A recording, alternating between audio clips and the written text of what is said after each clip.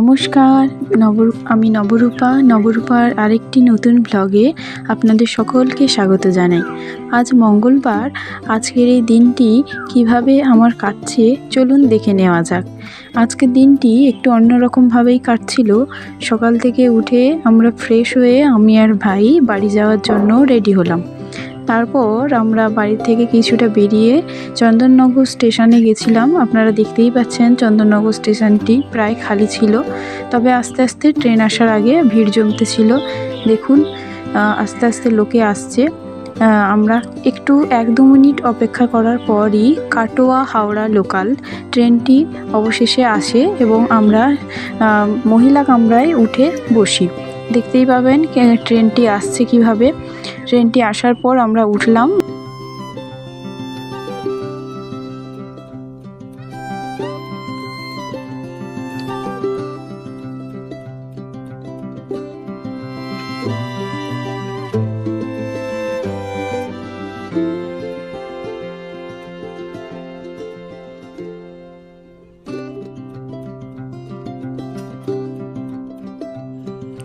এখন আপনারা যে রেল লাইনের পথটি দেখতে পাচ্ছেন ওটা বৈদ্যবাটি থেকে শেওড়াফুলি যাওয়ার মাঝের একটা ছোট্ট ক্লিপ নিয়েছিলাম, ওই পথটি।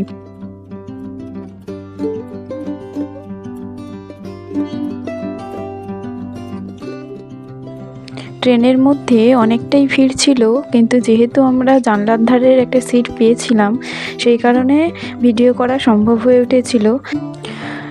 হাওড়া স্টেশনে পৌঁছানোর পর আমরা 13 নম্বর প্ল্যাটফর্ম থেকে হাওড়া মিদনাপুর লোকাল গ্যালোপিনটি ধরেছিলাম।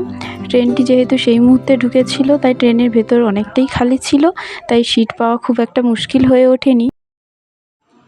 আমি আর ভাই জানলার ধারের আবার একটি সিট পেয়েছিলাম।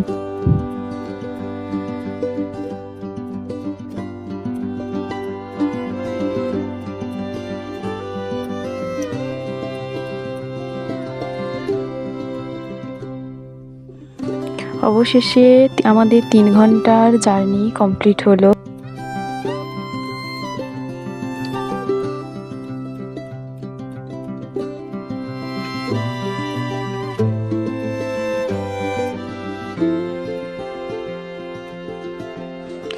আপনারা হয়তো দেখেই বুঝতে পেরেছেন এটা খড়গপুর স্টেশন, কিন্তু খড়গপুর স্টেশনের এটা কত নম্বর প্ল্যাটফর্মে ট্রেনটি ঢুকলো আপনারা দেখে যদি বুঝতে পেরেছেন অবশ্যই কমেন্টে জানাবেন।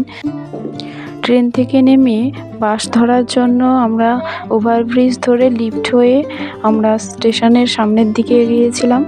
আপনাদের অনেকেরই পরিচিত এই খড়গপুর স্টেশন, আশা করি বুঝতে পেরে যাচ্ছেন যে এটা কোন জায়গা।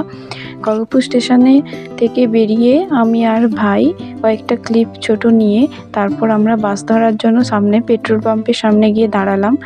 কিছুক্ষণ অপেক্ষা করার পর আমাদের বাস আসলো এবং তারপর আমরা বাসে করে কেশিয়ারির পথের দিকে রওনা হলাম।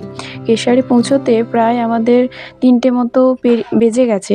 তারপর বাড়ি আসতে প্রায় 3:30-4টা মতো বেজে গেল। অবশেষে বাড়ি পৌঁছে ফ্রেশ হয়ে একটু খাওয়া দাওয়া করে রেস্ট করেছিলাম। রেস্ট করার পর সন্ধ্যের সময় উঠে পড়তে বসি। পড়ার কিছুক্ষণ পর রাতের খাবার খেয়ে শুয়ে পড়ি। আর ভিডিওটা বড় করছি না, দেখা হচ্ছে নতুন কোনো ব্লগে। সবাই সুস্থ থাকুন, ভালো থাকুন। নিয়ে আসছি আবার একটি নতুন ব্লগ।